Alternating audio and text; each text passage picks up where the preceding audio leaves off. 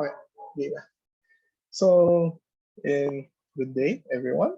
So, for this lecture video and slide set, we will be talking about the change notice interrupt source and how it's used with digital inputs. So, coverage, change notice interrupt source. Getting digitally. Okay, so the change notice is medyo actually set up for naman siya. Generate an interrupt whenever the input to a pin changes. So basically, compare mo lang yung current doon sa last stored na input. And if magkaiba sila, XOR, generate tayo ng interrupt. So yun, naka-loop back lang siya. Okay, so ito yung same figure. Hindi ko actually ma-zoom here. So hopefully kita lang siya. Kita siya. So let's just enable our clock. Now, ayan. So 0CRA0. So if pinindot ako sa kanya, change notice is magiging high and yeah, dyan yung flag. So so yung sinasabi ko, kahit hindi na change yung input, yung change notice na flag is still high. So pag configure natin siya, so you can configure this to work on the positive edge lang or sa negative edge lang or sa both. So yan. So and so kahit from 1 to 0, makuha pa rin siya ng change notice. So from 0 to 1, makuha pa rin siya change notice. So you can configure your microcontroller to just make interrupts for the positive from 0 to high or high to low lang or for both. Usually both is enabled by default. Usually din sa microcontrollers, pwede mong piliin kung anong pin lang yung mga may change notice. So for the PIC32mm, I think for port A, port B, port C, tigisa sila ng change notice interrupt. And then pwede mong specify kung aling specific port yung enabled for change notice. So actually yun na siya. Wala masyadong ibang kwento.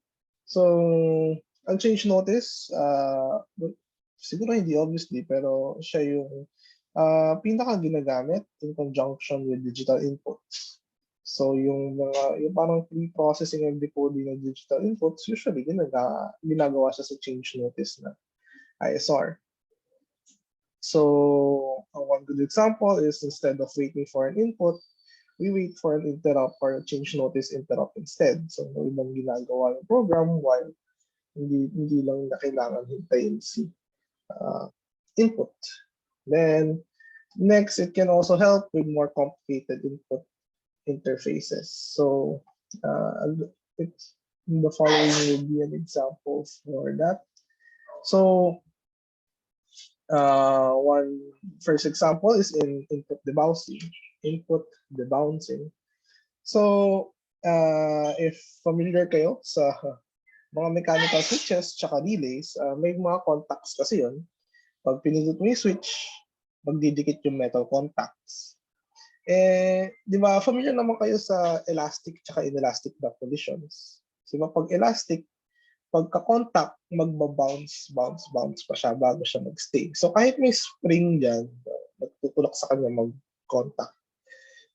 Pagka pindot mo ng switch, magbabounce pa yung contacts before actually connected. So kaya meron tayong tinatawag na contact bounce period. So present siya both in activation at saka deactivation. And ayun. Ang mangyayari sa atin if nagka-change notification interrupt ka, yung sa first na high, magkakaroon ka na ng interrupt. And then actually, if hindi ka maghintay, multiple times mati-trigger yung change notification interrupt mo in this scenario. So usually what we will do is pagkakuha natin ng first interrupt, maghintay muna tayo. The ISR needs to wait before for the whole contact bounce period. And after a certain amount of time, check natin yung input if nag-change nga talaga siya. And doon pa lang natin gagawin yung intended na gagawin pag nag-trigger yung switch. So I can summarize that in this we can summarize the ISR in this flow chart. So kapasok mo ng CN ISR, of course, disable muna si change notification kasi nga nagko-contact bounce pa. So you don't want to bigla na lang nag-iiba pala yung value ng change notification flag mo value sa MW. So ayun. Usually yung clear ng CN flag din siya sa dulo before mo siya i-interrupt, enable ulit, pero pwede mo siya sa umpisa since naka-disable naman siya. And then ayun, once you receive the change notice, generate a delay equal to the bounce period, and then check yung port value. If hindi siya tama, essentially ignore the event, balik ka na sa normal, and then if it's expected, do what getting the input does. So for example, if switch siya to turn on the LED, turn on the LED. Tapos pag turn off, pwedeng yung sa other side yung event. So that is using the CN change notice interrupt for input debouncing. Another way, or another example for us to use yung change notice is when we are interfacing with complex switches or complex digital interfaces like a keypad. So ang keypad, if you pa na-encounter before, it is essentially a matrix of switches. So ayan, so keypad na to, meron tayong 12 different keys sa ating keypad. And each of these keys correspond to a switch. So yung mga switch na yan, kino-connect nila yung row and column bits to each other. So si number 1 is nasa row 7 and column 3. So pag pinindot ko si row 1, magiging connected si row 7 kay column 3 na pin. Now, yun din, pag pinindot si number 5, ko-connect si row 6 kay column number 2 or pin number 2 na nasa column and si pin number 6 na nasa row. So all in all, we have 7 pins, 1 for each row and 1 for each column. So ano yung ginagawa na, so paano natin binabasa yung input from a keypad? So for a single key press, what we usually do is yung output rows natin, yung row natin are set as output pins. So hindi natin sila kailangan lagyan ng pull-up resistors. And then yung column inputs natin ay doon naka-enable yung CN interrupt, tapos meron silang pull-up. So by default, if walang nangyayari sa keypad, yung column connections natin connected sila sa DS. So digital high sila dapat lahat. And then, so lahat ng column connections ay high. Lahat ng row connections naman natin, isi-set natin to output low. So, pagka nagkaroon ng, if may isang switch na nag-connect dito, yung output low na naka-output sa mga row connections natin, mapapasa siya dito. So since pull-up resistor lang naman to, madali lang naman siyang labanan essentially. So mapupull to ground yung pin na to and mag-change yung input natin sa mga column bits. So makikita niyo yung later, meron naman akong konting animation. So ayan, pagka nagkaroon ng change notice interrupt, it's just a matter of determining which row connection will nag-generate ng interrupt na yun.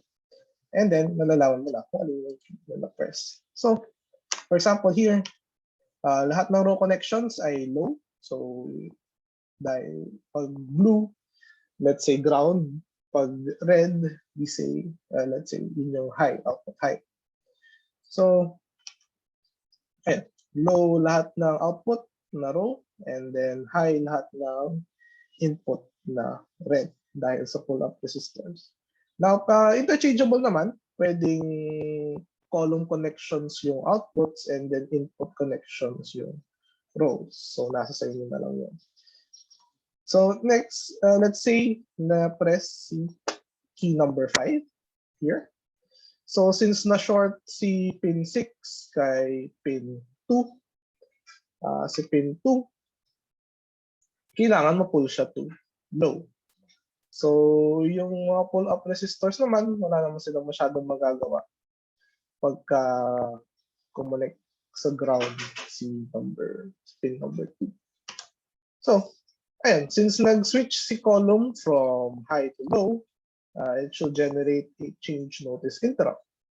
And then in the change notice interrupt, ang gagawin natin, itatoggle natin yung mga output bits natin one by one. So, itoggle natin si pin 7.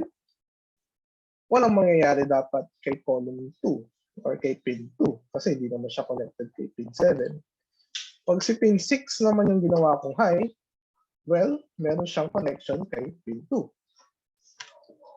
So, dahil doon, pagka ginawa natin high si pin 6, magiging high si pin 2. So, alam natin na yung nag-trigger ng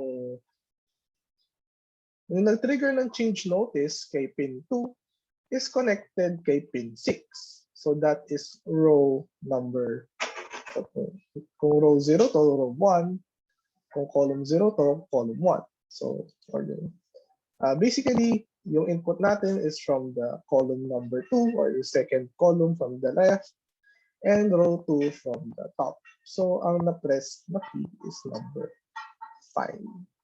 So hopefully nasundan niyo yun. So basically, ang mangyayari is mag-aabang ka ng change notice interrupt to say na merong key na na-press.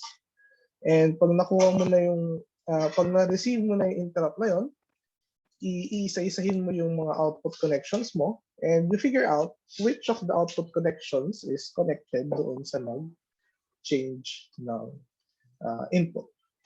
So, ayan. So, ito lang basically yung summary nun. So, start at port 7 or pin 7, set it as high. So, kung nag-change yung column value, you have now determined which key is pressed.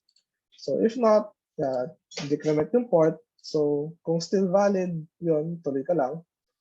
And then no. If no, so probably glitch lang yun. And pwede ka lang bumalik sa normal channel. Although yun nga, ang keypad, meron din siyang switch bouncing. So you can implement yung debouncing delay in this diagram too. So siguro, kapasok mo ng change notice interrupt, pwede mo nang ilagay yung debounce mo. And pwede ka nang mag-escape or pwede ka nang mag-return agad if ka-debounce mo is hindi pa siya or hindi siya nagbago. Yeah. So, pwede silang i-combine. Actually, usually, kino-combine sila. We usually wait for a while pagka nagka-change notice interrupt before actually reading yung input port. So, in summary, ang lecture slide na to ay about sa change notice na interrupt and wala actually masyadong masasabi about it. Siguro, pwede mo lang piliin kung anong change yung gusto mo magkaroon ng interrupts, kung low to high or high to low or both. And then, yan, usually gagamitin mo ang change notice when you're dealing with asynchronous digital inputs or yung mga inputs na pwedeng pumasok at any time. So, siguro emergency stop button in a system or siguro if ang default ng microcontroller mo is nagbi-blink yung isang light, hindi ka pwedeng kasi yung microcontroller mo kailangan niya mag-stay dun sa loop para mag-toggle ng LED. So, paano ka maghihintay ng input in that case? So, gagamit ka ng change notice. Then, ayun, ang laman naman ng change notice na ISR, usually yung pre-processing ng inputs. So, verification, decoding, etc. So verification, yung or parang pre-processing, yung parang debouncing, decoding, yung parang dito sa keypad. Then actually you learn later on na usually yun lang. Kung ano yung ginagawa nung pag-press ng button, actually minsan nire-reserve natin siya for other places in our code, such as the main subroutine. So I'll have an example later kung ano yung tsura no, or in a later slide set. So, but for this particular set, that will be all. So thank you very much for listening, and see you next time.